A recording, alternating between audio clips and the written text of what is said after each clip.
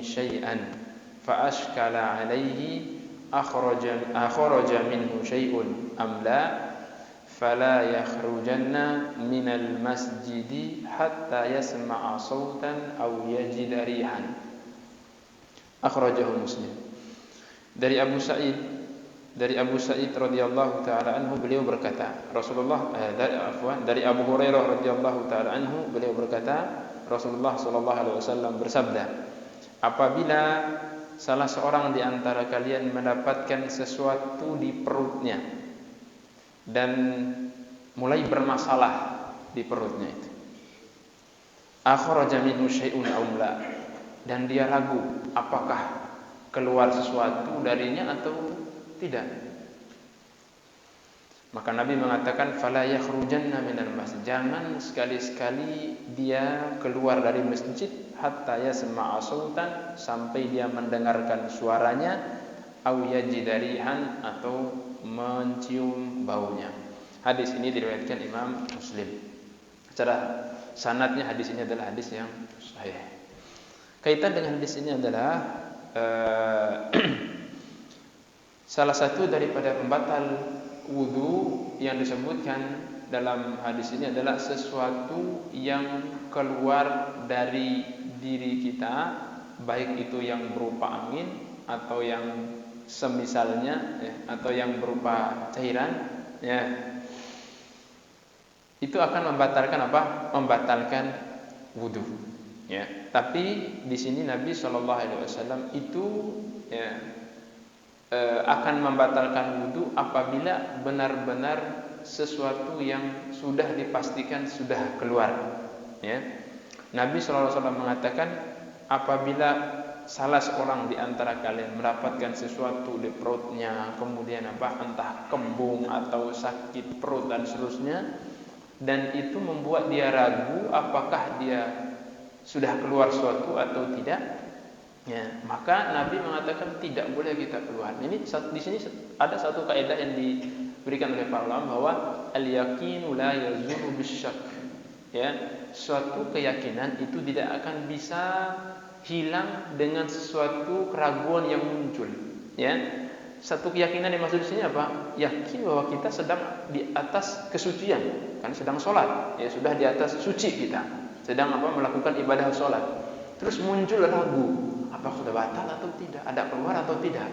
Nah, keraguan-keraguan seperti itu yang muncul ketika kita sedang ibadah sholat ataupun yang lainnya, maka itu tidak akan merusak ibadah kita, ya, tidak bisa menjadi alasan untuk kita membatalkan ibadah kita, ya, keraguan-keraguan seperti itu, ya, kecuali di sini Nabi mengatakan sudah benar-benar yakin adanya keluar sesuatu. Nah, ini sering terjadi kita, ya, was-was, ya, entah di perut atau ya mohon maaf mungkin di jalur kencing, kadang habis buang air kecil ada sesuatu keluar atau tidak, begitu dan seterusnya, ragu, ya, padahal sudah wudu, ya, diperiksa ternyata nggak ada, gitu kan. Nah, tapi perasaan ada. Nah, itu perasaan seperti ini was-was syaitan, ya, was-was syaitan.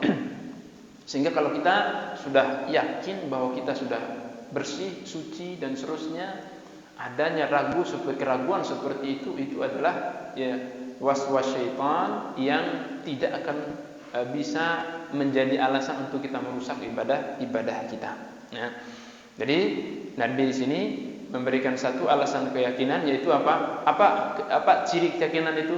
Nabi mengatakan di sini sampai dia mendengarkan suara yang keluar tadi, au yajidarihan, atau dia mencium baunya.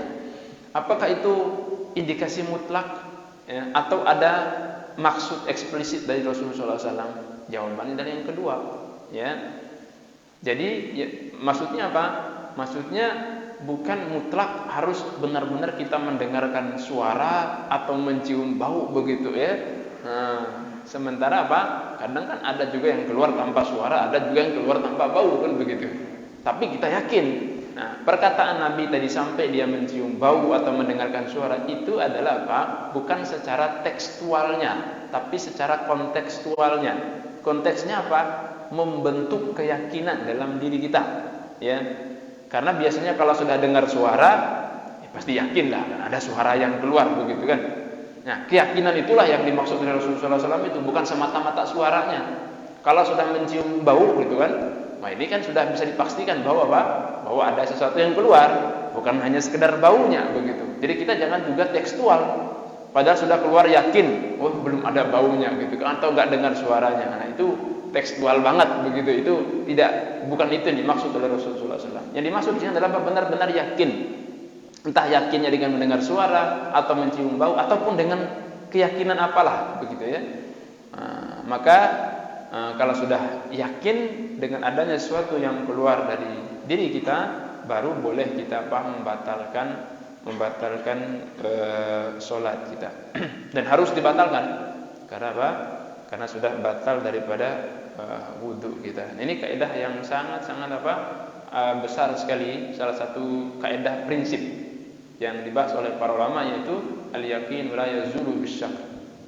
Keyakinan itu tidak bisa kita hilangkan dengan munculnya keraguan-keraguan yang ada dalam diri kita. Nah, sebaliknya artinya kalau sudah yakin berarti apa? Berarti ya sudah, ya. Tinggalkan apa? Tinggalkan keraguan-keraguan itu. Bisa dipahami di sini. Yakin kita apa? Sudah keluar dari WC. Yakin kita apa? Yakin umpamanya kita barusan pergi ke WC, keluar dari WC. Tapi kita ragu, sudah wudu atau apa belum tadi. Nah, kira-kira mana yang dipakai di sini? Ya. Apakah kita wudu ulang atau sudah wudu, ya? Nah, mana yang dipakai di sini? Yakin wudunya atau yakin tidak wudunya?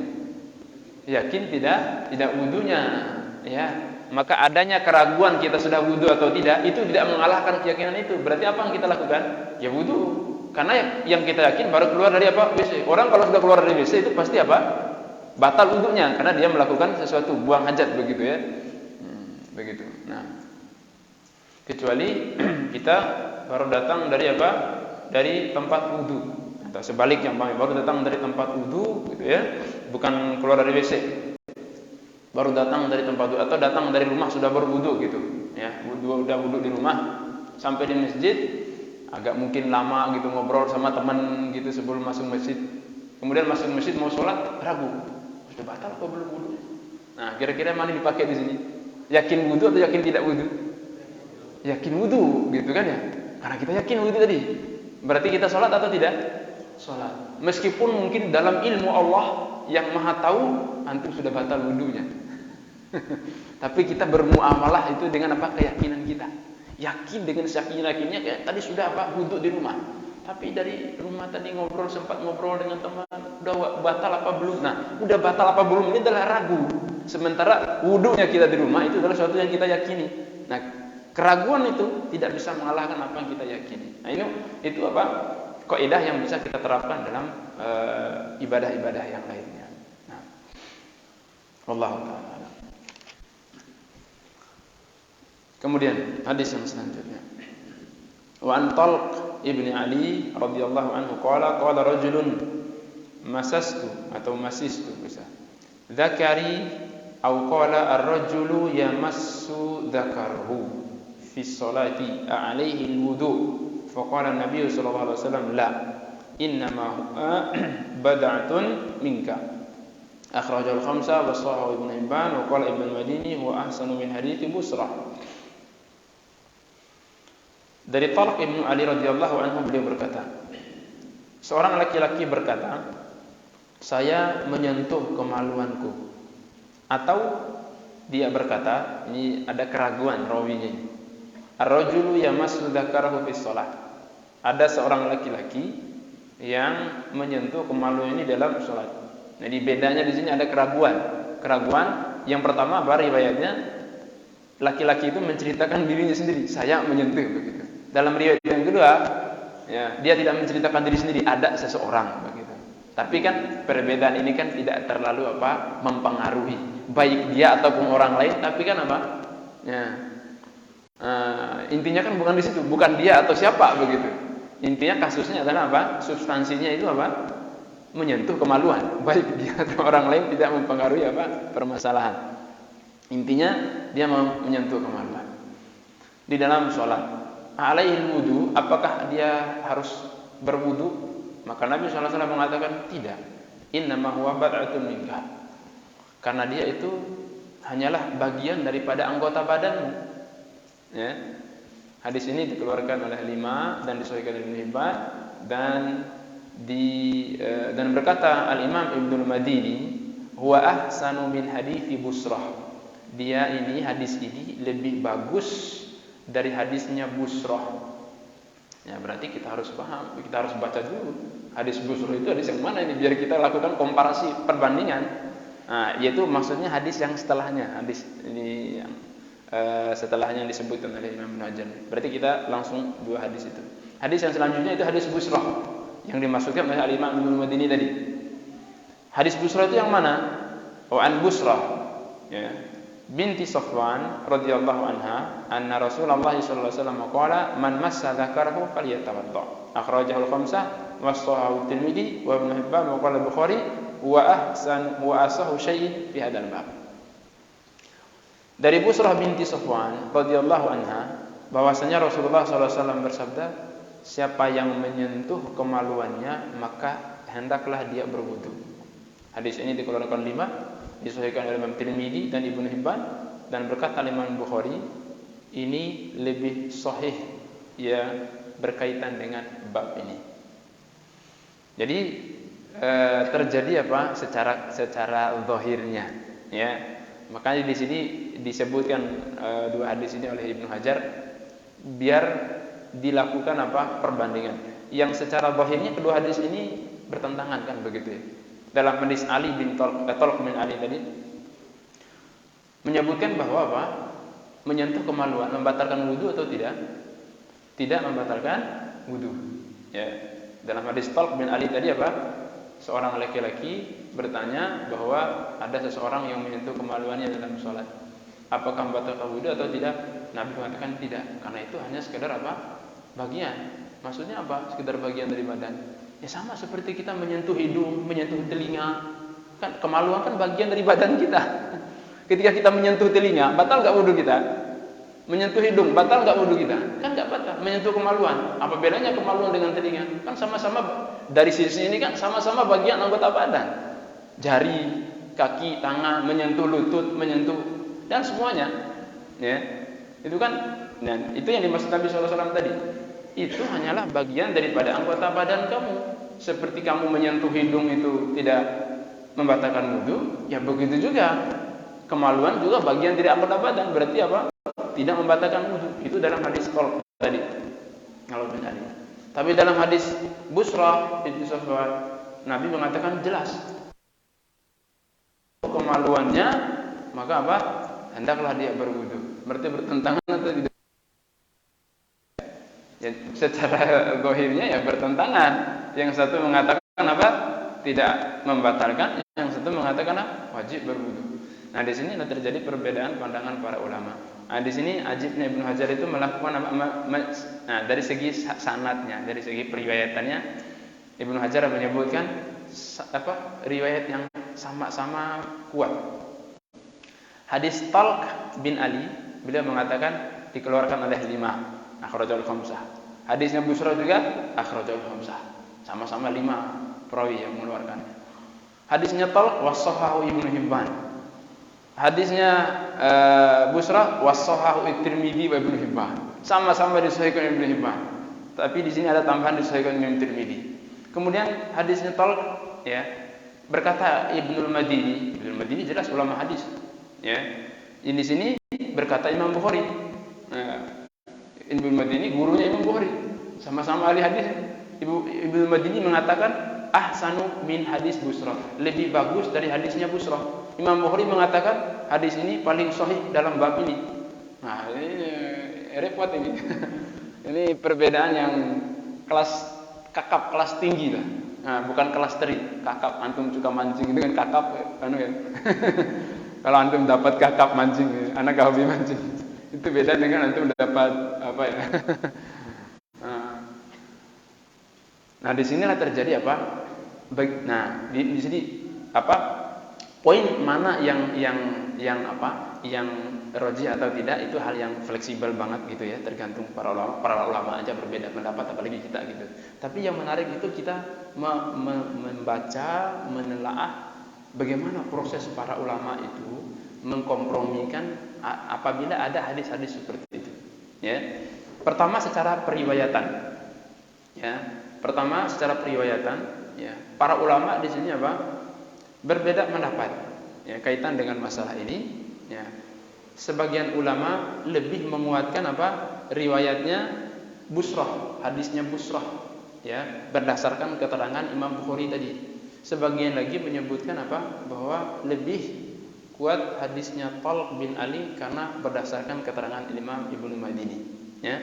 Nah, bagi yang menguatkan madhabnya Imam Bukhari berarti apa? Mengatakan bahwa hadisnya Talq sudah dihapus oleh hadisnya Busrah. Berarti apa? Nah, yang tidak membatalkan wudu tadi sudah tidak berlaku lagi ya, karena sudah dihapuskan hukumnya oleh hadisnya Busrah yang mewajibkan untuk berwudu ketika menyentuh kemaluan. Ini sebagian para ulama mengambil jalan seperti itu ketika melakukan perbandingan secara periwayatannya. Yang kedua, para ulama tidak melihat dari sudut itu. Kenapa? Karena sama-sama riwayatnya sahih. Riwayatnya ini yang sahih, ini sahih ya, berlepas daripada perbedaan pendapat tadi. Nah, tapi dicarikan titik temunya ya, dilakukan apa? Dikompromikan ya, dicarikan titik temu. Sama-sama sahih, tidak ada yang menghapus satu dengan yang lainnya, tapi dicarikan titik temunya. Karena kaidah yang sangat mendasar sekali yang harus kita pahami bahwa tidak akan terjadi pertentangan antara hadis yang satu dengan hadis yang lain, tidak mungkin. Seperti tidak akan mungkin terjadi perbedaan, pertentangan antara ayat yang satu dengan ayat yang lain. Kenapa? Karena semua bersumber dari Allah Subhanahu wa taala. Ya, tidak akan pernah terjadi pertentangan. Pasti akan ada titik temunya, akan ditemukan oleh para ulama. Ya memang mungkin ukuran kita orang awam, ini bertentangan ini. Ya, ini kayak air dan minyak enggak bisa disatukan dengan airnya. Tapi kalau para ulama bisa menemukan titik temunya. Ya. Ya, karena yang bersumber dari Allah Subhanahu wa taala tidak akan kontradiktif. Allah Subhanahu wa taala berfirman, ya, "Walau kana min 'indi ghairillahi lawajadu fihi ikhtilafan katsira." Seandainya itu ayat-ayat itu bukan dari sisi Allah, mereka akan menemukan kontradiktif yang sangat banyak sekali. Dari awal ayat sampai akhir ayat tidak terjadi kontradiktif. Cerita-cerita yang ada dalam Al-Qur'anul Karim, hukum-hukum tidak ada, ya. Sehingga di sini tidak akan terjadi perbedaan. Nah, berarti ada titik temunya. Nah, titik temunya bagaimana? Nah, ada dua yang disebutkan oleh para ulama. Pertama, seperti disebutkan oleh Imam Sun'ani di sini. Nah, pertama titik temunya adalah apa? Hadis Talq dibawa kepada konteks lain, ya, yang beda dengan apa konteksnya hadis Busrah. Ya. Hadis Talq yaitu yang tidak membatalkan wudu itu apabila menyentuh menyentuh dengan alas ya, bukan menyentuh secara langsung, maka itu tidak membatalkan wudu. Indikatornya apa? Karena dalam riwayat tadi ada disebutkan fi shalah, di dalam salat, menyentuh kemaluan di dalam salat. Berarti kemungkinan besar menyentuh langsung. Orang masukkan ke dalam salat begitu ya. Masukkan tangan ke kemaluan apa enggak?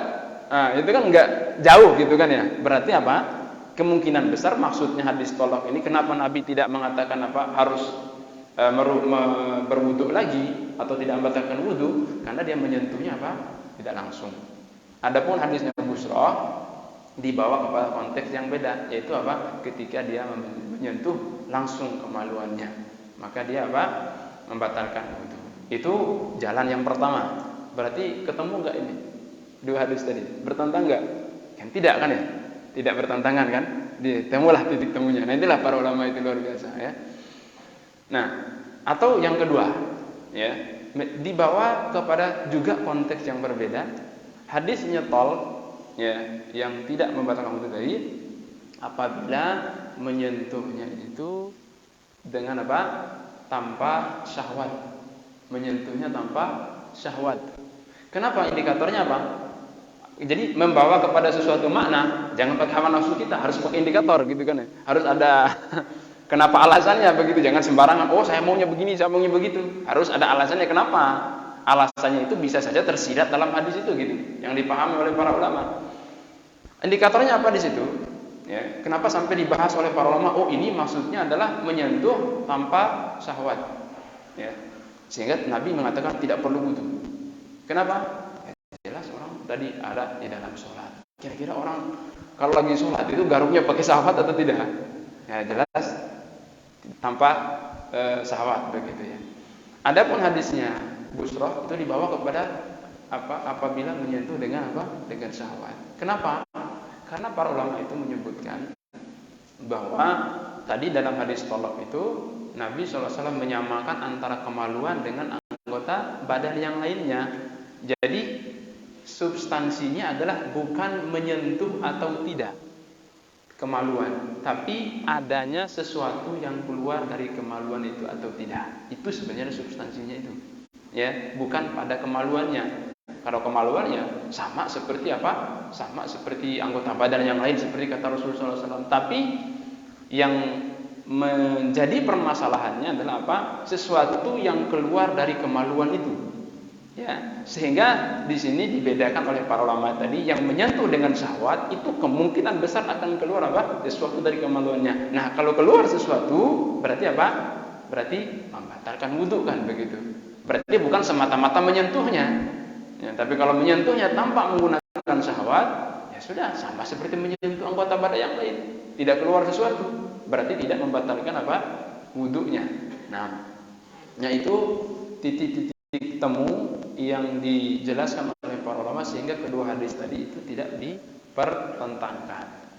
Terus kesimpulan sederhananya apa, Ustaz? Jadi bertele-tele. Kesimpulan sederhananya apa? Wallahu taala alam, saya lebih condong kepada apa? Kepada tadi cara yang kedua, yaitu yang menjadi substansinya adalah apa? Bukan menyentuh atau tidak, tapi keluarnya sesuatu dari kemaluan. Kalau ada sesuatu yang keluar dari kemaluan kita, ya, maka itu apa? Itu membatalkan apa? Membatalkan wudu. Baik karena sentuhan atau tidak, itu akan membatalkan wudu. Adapun menyentuh kemaluan, wallahu taala alam, apabila tidak sampai menyebabkan keluarnya sesuatu dari kemaluan kita, maka itu tidak membatalkan wudu. Apalagi hanya sekedar nyenggol begitu ya, atau enggak sengaja begitu, kan enggak ngefek sama sekali gitu kan, enggak ada keluar sesuatu lah begitu. Nah, itu tidak membatalkan wudu. Kemudian juga apa? Ya, berlepas daripada perbincangan para ulama tadi, untuk keluar dari perbedaan pendapat, ya sudah, kalau menyentuh kemaluan atau wudu ulanglah enggak apa-apa gitu. Biar apa? Keluar dari perbedaan pendapat tadi. Tapi wallahu taala alam, ana lebih condong secara pribadi dari cara yang kedua tadi, bahwa menyentuh kemaluan itu apabila menyebabkan keluarnya sesuatu dari kemaluan itu yang baru membatalkan wudu. Ataupun hanya sesuatu, maka itu tidak membatalkan wudu. Wallahu taala. Itu kesimpulan sederhananya.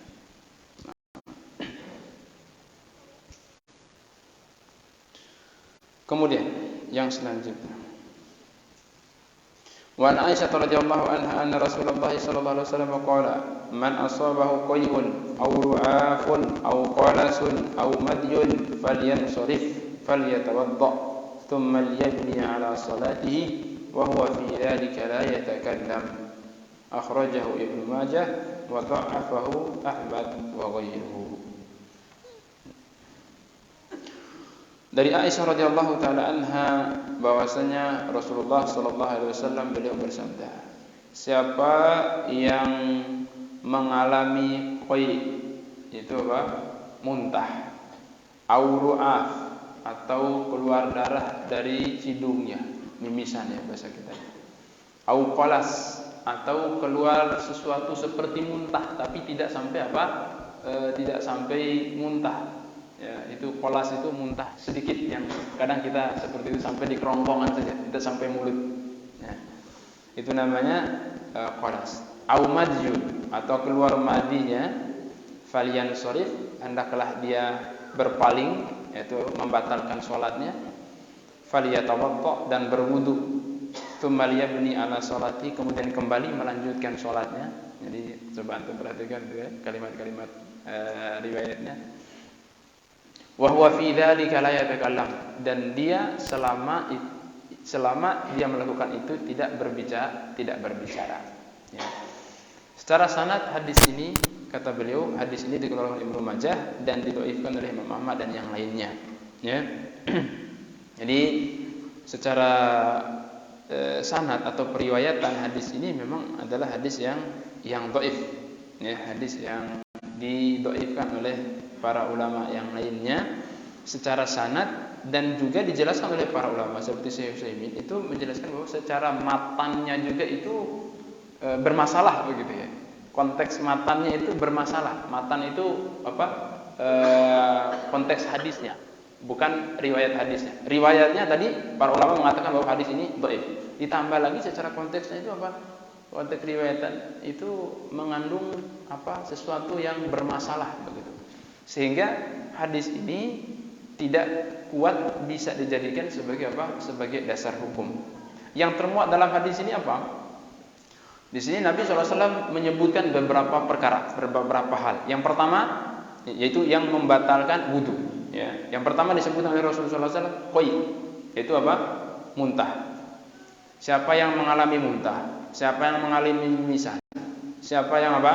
Yang tadi muntah sedikit atau keluar madi, maka dia batalkan sholatnya, kemudian pergi berwudu, kemudian dia balik lagi lanjut sholatnya.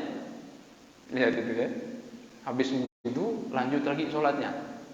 Ya, umpamanya dia tadi apa? Dia apa? Mimisannya pada rakaat yang kedua atau pada rakaat yang ketiga, dia pergi berwudu langsung ikut rakaat yang keempat. Ya, berdasarkan ini sudut masalahnya. Ya, kok begini begitu ya? Padahal dia sudah pergi, sudah batal wudu gitu. Ini kan bertentangan ini. Ya. Orang sudah batal wudu, kemudian apa? Kok melanjutkan sholat yang sudah batal tadi gitu? Paham maksud anda di sini? Nah, terus kalau memang masih dianggap sholat, kenapa Nabi menyuruh apa? Membatalkan wudunya? Ya. Berarti kalau sudah batal wudunya kan berarti tadi itu sudah batal, tidak dianggap apa? Tidak dianggap sholat. Tapi kenapa di sini apa? Pulang dari wudu, lanjut lagi. Tadi sudah 3, lanjut apa? Yang keempat. Dan di sinilah letak apa? Masalah secara apa? Secara konteks hadisnya tadi, secara matan hadisnya. Ini bertentangan dengan apa? Dengan hukum asalnya bahwa orang kalau sudah batal wudunya berarti apa? Ya batal sholatnya. Ya, berarti apa? Dia lanjut sholat yang tadi atau dia? Ya tidak akan lanjut. Kalau sholat sudah batal sudah dianggap tidak ada sholat, nggak mungkin lagi dilanjutkan, begitu. Nggak bisa lagi dilanjutkan. Nah, bukan seperti makan nasi, ya pergi apa namanya istirahat dulu sebentar, nanti lanjut lagi makannya. Bukan. Sholat itu kalau sudah apa? Antum kentut, ya di rakaat yang kedua. Kira-kira antum lanjut rakaat yang ketiga atau ulang dari rakaat pertama? Ya ulang dari rakaat pertama. Nggak mungkin lanjut ke rakaat yang ketiga. Oh tadi kan saya sudah wudu yang pertama, tadi kan saya sudah 2 rakaat itu, tinggal tambah 2 rakaat. Tidak, udah batal sholat yang tadi. Nah tapi di sini disuruh lanjut. Ya. Nah, ini bermasalah matan hadis. Ini indikasi bahwa hadis ini lemah. Ditambah lagi secara periwayatan tadi apa? Hadisnya lemah, dilemahkan memang secara periwayatan oleh para ulama. Nah, artinya di sini apa? Ini tidak dijadikan sebagai apa? Sebagai dasar hukum. Tapi apakah semua membatalkan apa yang disebutkan oleh Rasulullah SAW dalam riwayat ini? Tidak. Ya, tapi apa? Dibahas secara apa? Perinci masing-masing hukum tadi berdasarkan dalil-dalil yang lain gitu kan ya. Tidak berdasarkan dalil ini. Tadi beliau menyebutkan apa? Muntah. Apakah muntah membatalkan wudu? Ya. Nah, ini kan dibahas secara terperinci, tidak berdasarkan riwayat ini. Kalau riwayat ini dhaif, ya tidak bisa dijadikan sebagai hujah. Tapi apakah membatalkan semua hukum yang ada di sini? Tidak. Dibahas dengan riwayat-riwayat yang lainnya. Yang kedua disebutkan apa? Mimisan. Yang ketiga muntah sedikit. Yang keempat madi. Nah, apakah membatalkan semua itu? Tidak. Dibahas secara terperinci masing-masing hukum di sini berdasarkan hadis-hadis yang lain. Kalau muntah, ya, apakah apa? Membatalkan wudu atau tidak? Nah, Membatalkan wudu tadi ya? Ya? Gimana? Muntah dengan sengaja. Apa indikatornya itu? Ada dibedakan sengaja dan tidak sengajanya? Membatalkan. Kenapa? Keluar dari perut. Nah.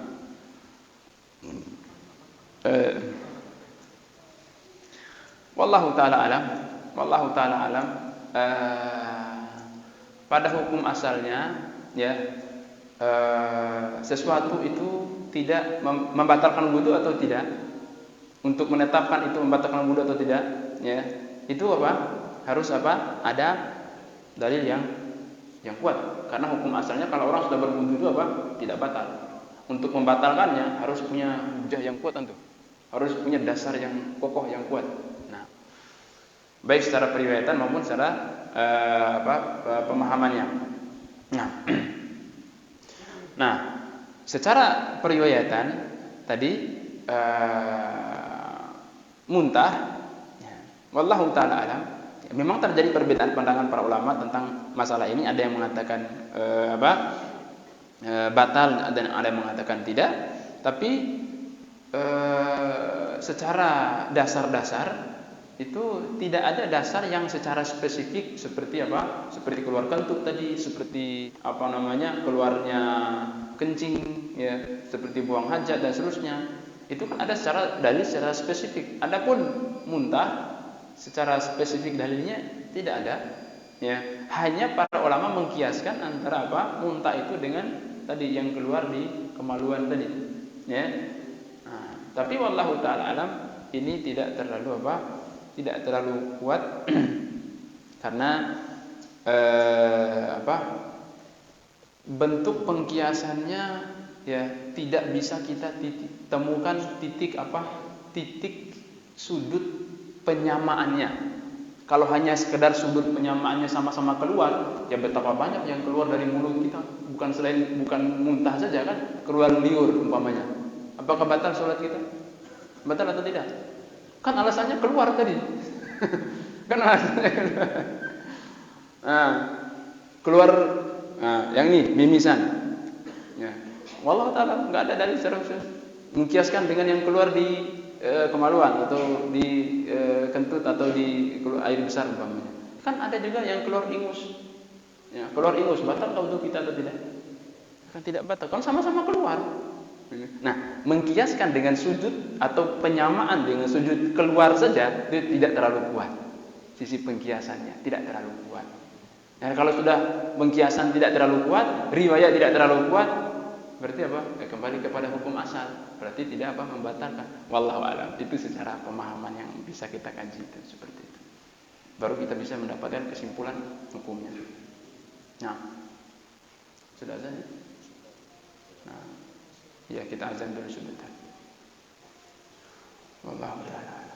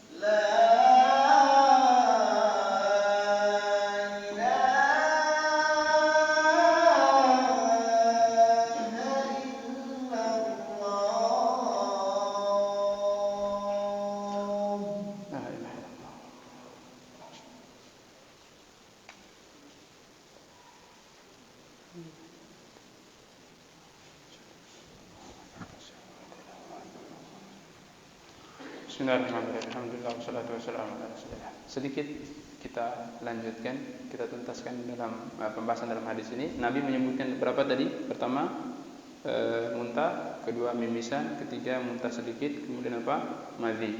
Muntah kita sudah sepakati kita sampaikan tadi, hasilnya apa? Tidak membatalkan wudu. Begitu juga mimisan tidak membatalkan apa?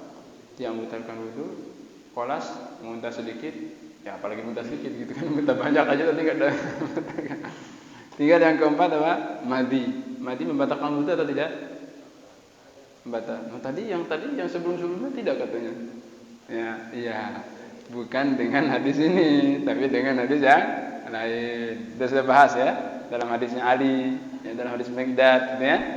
Itu sudah kita bahas tentang bahwa madhi itu membatalkan wudu. Ya, madhi membatalkan wudu. Ya. Loh, tadi kan yang sebelum-sebelumnya itu tidak membatalkan wudu. Iya, kan sudah kita bahas tadi. Nah, bahwa madhi membatalkan wudu itu bukan berdasarkan hadis ini, tapi berdasarkan hadis yang. Adapun hadis ini tidak bisa dijadikan sebagai dasar karena sudah tadi kita jelaskan alasannya, karena ada terjadi permasalahan dalam segi periwayatan dan konteks hadisnya tadi. Nah,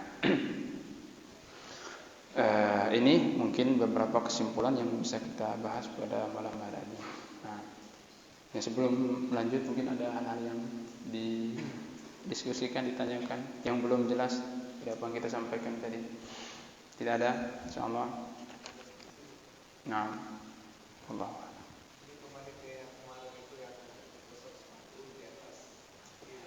Ya.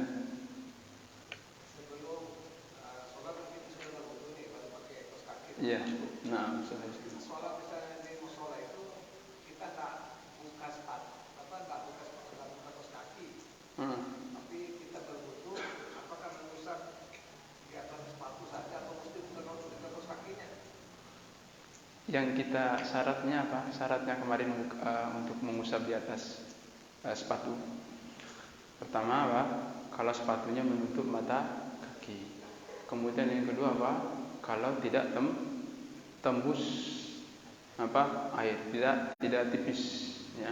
Kalau kaos kaki berlaku hukumnya atau tidak? Ya, tidak. Kalau kaos kaki yang tipis itu kan apa? Tidak seperti apa yang ada dalam hadis itu apa? Yang bisa dipakai untuk alas kaki berjalan, bukan hanya sekedar apa? Membungkus kaki, kain yang membungkus kaki, bisa dipakai sebagai sepatu yang apa? Dipakai untuk berjalan. Nah, tapi anggaplah umpamanya, kita pakai sepatu yang penuhi kriteria. Kemudian di dalam sepatu itu kita pakai kaos kaki lagi, begitu kan ya. Yang kita usap tadi kaos kaki apa sepatu? Kan sepatunya. Nah, bukan kaos kakinya. Ya, kalau kita sudah membukanya, ya. Kalau sudah kita membukanya, berarti apa? Berarti sudah batal, tidak bisa lagi kita mengusapnya. Harus kita mencuci dengan sempurna kaki kita. Tidak cukup dengan mengusap di atas kaos kaki. Harus cuci dengan apa? Dengan sempurna. Karena sudah kita buka. Nah, bisa dipahami di sini. Nah, Allah Taala.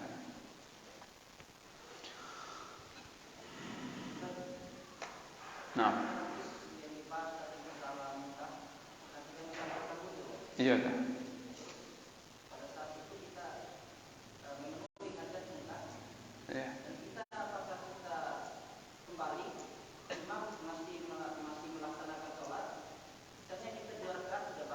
Ya, kita tidak berbicara. Nah, jadi kita keluar muntah, kita masuk apa kita lanjut sholat bersama imam sampai salam atau kita mengulang? Antum keluar muntah tadi, ya, sholatnya batal atau tidak? Itu yang anak bertanya. Oh, itu yang ditanyakan. Orang pergi keluar muntah, ya, itu apa? Ya jelas batal sholatnya. Ya sudah apa? Tidak lagi menghadap kiblat, sudah tidak mengikuti imam, ya sudah apa? Sudah batal sholatnya. Ya, karena syaratnya sholat itu apa? Harus menghadap kiblat, ya, apa? Dari awal sholat sampai apa? Akhir sholat. Ya, tapi kalau muntahnya itu di depan sholat, ya hanya muntah kemudian apa? Dia tahan dengan kain umpamanya gitu ya, atau tisu gitu ya. Kemudian dia masukkan ke kantongnya. Nah, tidak meninggalkan sholat, dia lanjut sholatnya, ya, tidak membatalkan sholat. Nah, tidak membatalkan wudunya. Nah, jadi yang membatalkan wudu tadi bukan muntah, tapi apa? Dia sudah meninggalkan sholatnya itu. Itu yang membatalkan apa? Yang membatalkan sholatnya. Berarti kalau sholatnya sudah batal, dilanjutkan apa diulang dari awal? Diulang dari awal. Tidak dilanjutkan. Wallahu ta'ala alam. Nah, kecuali batalnya itu karena apa? Lupa. Kecuali meninggalkannya itu karena lupa. Nanti kita bahas pada sujud sahwi. Insyaallah. Nah,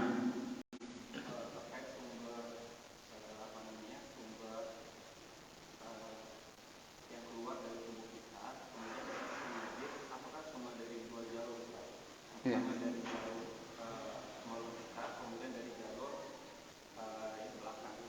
Iya. Iya. Ya, nah, sahih. Jadi sudah kita sebutkan tadi kaidahnya bahwa hukum asalnya segala sesuatu di atas muka bumi ini, baik yang keluar dari manusia, yang keluar dari apapun, apalah gitu yang hukum asalnya apa? Suci. Untuk mengatakan itu najis atau tidak butuh apa? Nah, itu harus kita pahami kaidah yang sangat mendasarnya itu. Mengatakan atau memberikan sifat bahwa ini adalah najis itu harus ada keterangan, dalil, baik itu dalam Al-Quran maupun dalam hadis, ataupun penyamaan hukum karena memiliki sifat yang sama atau disebut dengan kias, gitu ya. Tergantung tingkat kesamaannya, gitu. Nah, tadi ditanyakan, apakah semua yang keluar dari tubuh kita itu najis, ya, ataukah tidak najis? Nah, di sini pertama dilihat dari tadi kaidah yang tadi, ya. Apakah semua yang keluar itu membatalkan wudu atau tidak? Ya, hukum asalnya apa? Tidak, kecuali yang ada apa? Dalilnya. Kecuali yang ada dalilnya. Nah, apa yang ada dalilnya? Disepakati oleh para ulama, air besar, air kecil, sepakat para ulama. Begitu juga apa? Madi, ya, dan wadi, ya, dan mani. Najis tadi yang dibahas, ya. Begitu pula apa? Madi, ya, dan wadi. Adapun mani diperselisihkan oleh para ulama, sudah kita bahas tentang apa? Najis atau tidak. Kemudian juga darah yang keluar dari badan kita, ini pun diperselisihkan oleh para ulama, ya, berbeda atau apa? Najis atau tidak. Meskipun mayoritas para ulama mengatakan najis, tapi sebagian ulama menyebutkan tidak najis. Bahkan sebagian ulama menyebutkan ijma. Seperti Imam Ahmad menyebutkan bahwa darah itu najis, tapi ijma ini tidak terlalu kuat karena ada sedikit perselisihan pendapat sebagian para ulama. Itu yang jadi tidak kita mutlakkan semua yang keluar apa? Najis, atau semua apa? Yang keluar tidak najis, tapi diperinci yang keluar itu apa? Ya, bentuknya. Nah, sehingga ada yang keluar itu yang berupa najis, yang disepakati oleh para ulama, ada yang keluar itu yang sebagian mengatakan najis, yang sebagian tidak mengatakan najis, ada yang keluar itu yang sepakat para ulama mengatakan tidak najis. Seperti apa? Liur, seperti ingus. Nah, itu sepakat para ulama bahwa apa? Tidak najis. Nah, jadi diperinci seperti itu. Tidak kita berikan satu hukum yang mutlak. Nah, wallahu ta'ala. Nah, menangis. Nah, termasuk tadi, apakah menangis itu membatalkan wudu atau tidak? Tidak, karena Rasul juga menangis kan ketika sholat gitu ya. Bahkan menangis sampai basah jenggotnya, saking banyaknya keluar air mata itu, ya. Ini juga menunjukkan tadi seperti ditanyakan tadi, tidak semua yang keluar dari badan kita itu apa? Membatalkan wudu atau najis. Apa yang ada dalilnya, yaitu yang kita katakan najis. Selebihnya kembali kepada hukum asalnya, bahwa itu tidak najis atau suci. Wallahu ta'ala. Nah, itu tadi yang ditanyakan. Nah, tidak ada lagi, insyaallah. Jelas ya. Nah,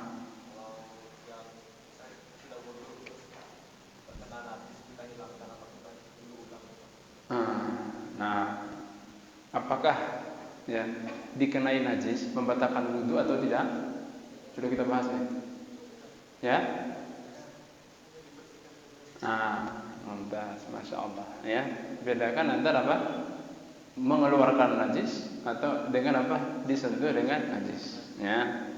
Nah, kalau ada sesuatu najis yang menempel di badan kita, itu cukup dihilangkan, tidak sampai membatalkan apa? Wudu. Ya, tidak sampai membatalkan wudu. Nah, Nabi SAW pernah ya sholat di terompahnya di apa? Di alas kakinya apa? Ada kotoran.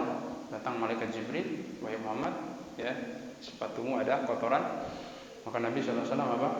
Di sandal, ya di sandalmu ada kotoran. Nabi SAW membuang sandalnya, ya, dan melanjutkan sholat. Ya. Padahal tadi beliau sudah apa? Sholat dengan apa? Ada najis, tidak membatalkan wudu. Nah, Allah Taala alam. Ya, mungkin kita cukupkan sampai sekian insyaallah. Semoga kita bisa melanjutkan lagi pertemuan akan datang insyaallah. Sudah selesai waktunya. Nah, sama. Jadi bersentuhan dengan najis itu tidak membatalkan wudu. Tidak membatalkan apa? Wudu. Nah, walaupun ada unsur kesengajaan, ya, walaupun ada unsur kesengajaan. Antum ya umpamanya di sini ada bekas apa? Kotoran, antum buang, sentuh dengan tangan antum, kemudian setelah itu cuci lagi, ya, batal tidak atau wudunya? Tidak batal. Ya, tidak membatalkan apa? Wudu kita. Atau ada baju kita kena air kencing, ya, ketika sholat. Atau di luar sholat lah gitu ya. Nah, setelah selesai wudu, baju kita kena air kencing. Apa yang kita lakukan? Ya, apakah wudu ulang atau cukup mencuci air kencing yang ada di baju kita? Ya, cukup mencuci air kencing yang ada di baju kita. Habis itu kita apa? Sholat dengan wudu yang ada. Tidak membatalkan apa? Wudu kita. Nah, wallahu ta'ala alam. Ya, kita cukupkan sampai sekian mungkin pembahasan kita di malam hari ini. Semoga ada manfaatnya. Lebih dan kurangnya mohon maaf. Wassalamualaikum warahmatullahi wabarakatuh. Wa ala alihi washabihi ajma'in. Subhanakallahumma wa bihamdika asyhadu an la ilaha illa anta astaghfiruka wa atubu ilaik. Wassalamualaikum warahmatullahi wabarakatuh.